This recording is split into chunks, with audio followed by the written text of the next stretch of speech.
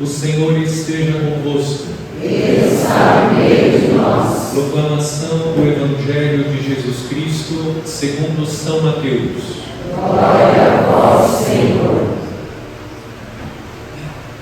Naquele tempo, vendo Jesus as multidões, subiu ao monte e sentou-se. Os discípulos aproximaram-se e Jesus começou a ensiná-los. Bem-aventurados os pobres em espírito, porque deles é o reino dos céus. Bem-aventurados os aflitos, porque serão consolados. Bem-aventurados os mansos, porque possuirão a terra. Bem-aventurados os que têm fome e sede de justiça, porque serão saciados. Bem-aventurados os misericordiosos, porque alcançarão misericórdia. Bem-aventurados os puros de coração, porque verão Deus. Bem-aventurados os que promovem a paz, porque serão chamados filhos de Deus. Bem-aventurados os que são perseguidos por causa da justiça, porque deles é o reino dos céus. Bem-aventurados sois vós quando vos injuriarem e perseguirem, e mentindo, disserem todo tipo de mal contra vós por causa de mim. Alegrai-vos e exultai, porque será grande a vossa recompensa nos céus. Palavra da salvação. Glória a vós, Senhor.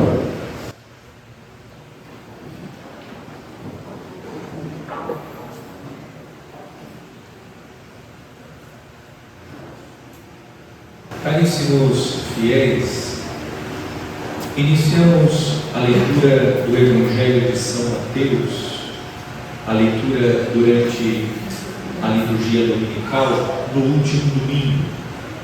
Nós acompanhamos a leitura do capítulo 4 do Evangelho de São Mateus. E o Evangelho que ouvimos é uma leitura do evangelista São Mateus acerca da missão de Jesus à luz da profecia de Isaías, que foi o texto que nós ouvimos na primeira leitura. Fundamentalmente, Isaías profetizou que Deus iria enviar um rei, e esse rei iria trazer a luz para o povo de Israel. Como explicamos na liturgia, o reino do norte estava subjugado pelo Império Assírio, e envolvido pelas trevas da opressão provocada pelo Império, o profeta Isaías anuncia que Deus irá enviar um rei que libertará o povo da opressão, iluminando a vida do povo de Israel com a sua luz. A profecia de Isaías alcança o sentido pleno em Cristo Jesus. Essa é a mensagem que São Mateus transmite, fazendo a leitura da missão de Jesus segundo a profecia de Isaías. Nós aprendemos que a luz de Cristo precisa iluminar o nosso interior, para que, iluminados pela luz de Cristo, nós possamos resplandecer esta luz no mundo, e a luz de Cristo que brilha através de nós vence as trevas que está presente no mundo. a transformação do mundo passa pela transformação de cada um de nós. Depois de ouvir a leitura de São Mateus sobre a missão de Jesus à luz da profecia, iniciamos neste domingo a leitura do Sermão da Montanha. O Sermão da Montanha contempla os capítulos 5º, 6º e 7º do Evangelho de São Mateus. Nós vamos, durante a liturgia dos domingos do tempo comum, ouvindo o sermão de Jesus, segundo São Mateus, proferido na montanha. No início do Sermão da Montanha, encontramos as bem-aventuranças. As bem-aventuranças que ouvimos na leitura de hoje. As bem-aventuranças de Jesus revela que nosso Senhor está apresentando o verdadeiro sentido da lei de Deus. Jesus é descrito por São Mateus no monte, sentado como mestre, ensinando os seus discípulos que estão sentados aos seus pés. Colocar Jesus na montanha e descrever nosso Senhor ensinando os discípulos sugere que São Mateus está indicando que Jesus é o novo Moisés. Pois no Antigo Testamento, Moisés subiu a montanha para receber as tábuas da lei e transmitir a lei de Deus para o povo. E a lei de Deus visa nortear os passos do povo rumo à terra prometida. Portanto, São Mateus está apresentando Jesus como novo Moisés que ensina a lei de Deus e apresenta o verdadeiro fim da lei de Deus. A lei de Deus visa a felicidade do homem. E essa felicidade em plenitude, o homem vai viver na plenitude do reino de Deus. Essa é a mensagem geral que nós podemos recolher do texto deste domingo. Mas o tema da liturgia da palavra do quarto domingo do tempo comum é o tema do pobre em espírito e dos humildes. Nós encontramos no Evangelho as bem-aventuranças, e a primeira bem-aventurança diz: bem-aventurados os pobres em espírito, porque deles é o reino dos céus. E nós entendemos o que significa a humildade e a pobreza à luz da primeira leitura, a profecia de Sofonias. O profeta Sofonias disse: buscai o Senhor, humildes da terra, que pondes em prática seus preceitos.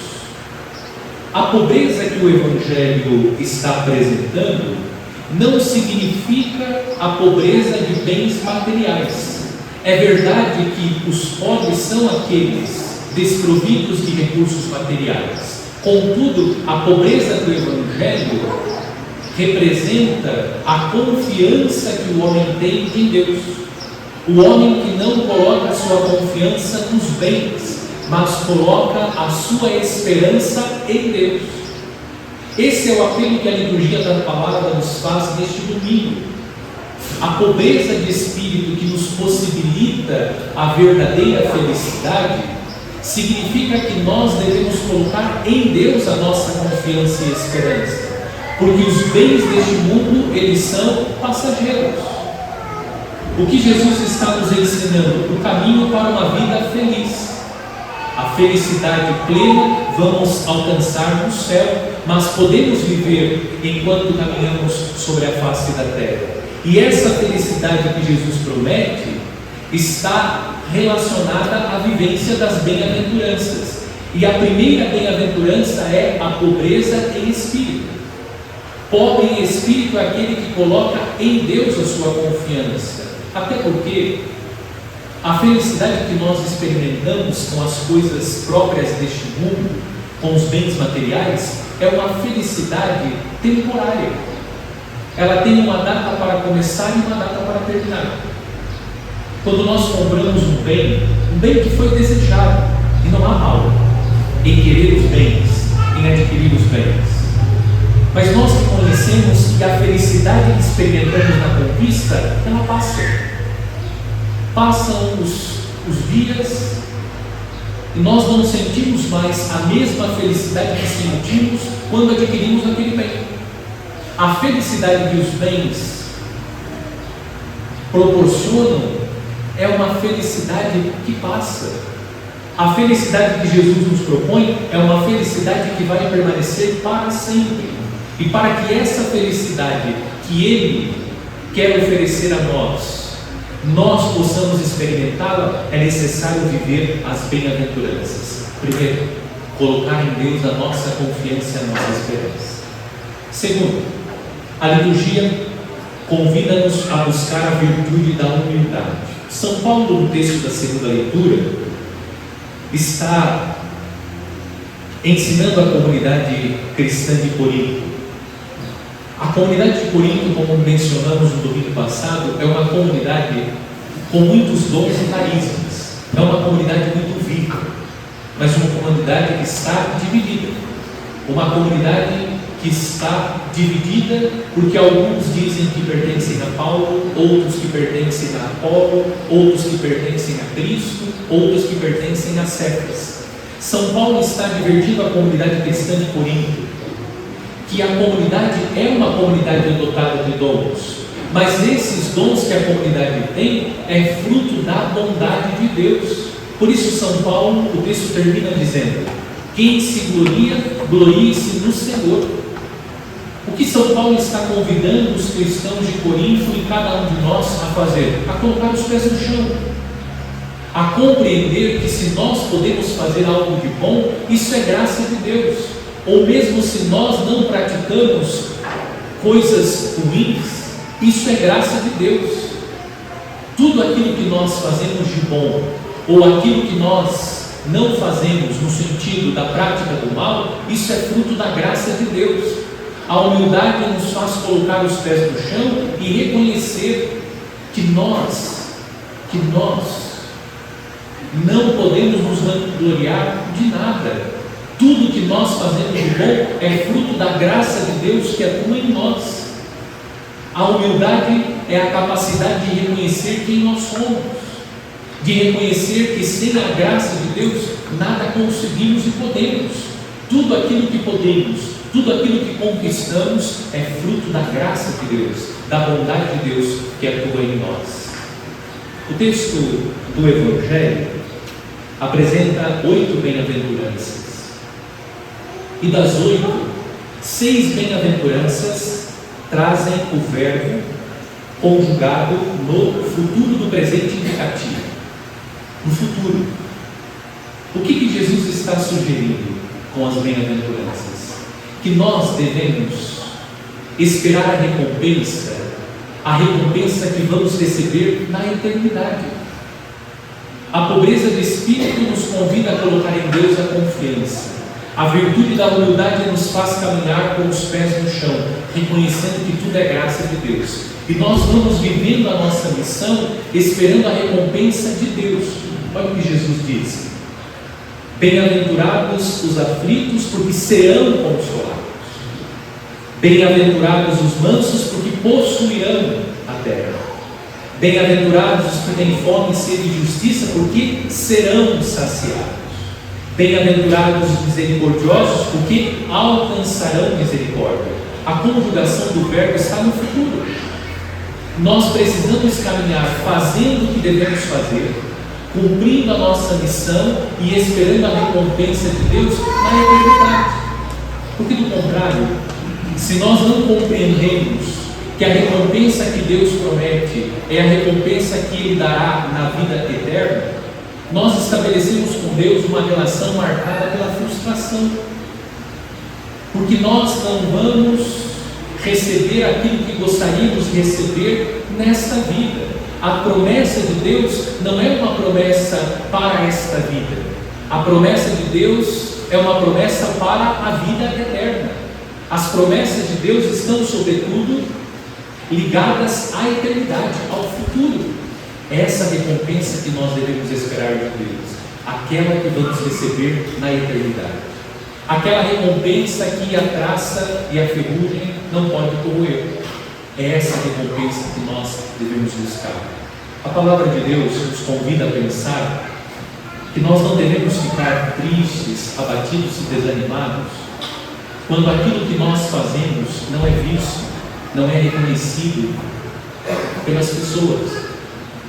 Aquilo que nós fazemos e passa despercebido aos olhos dos homens, nada passa despercebido aos olhos de Deus.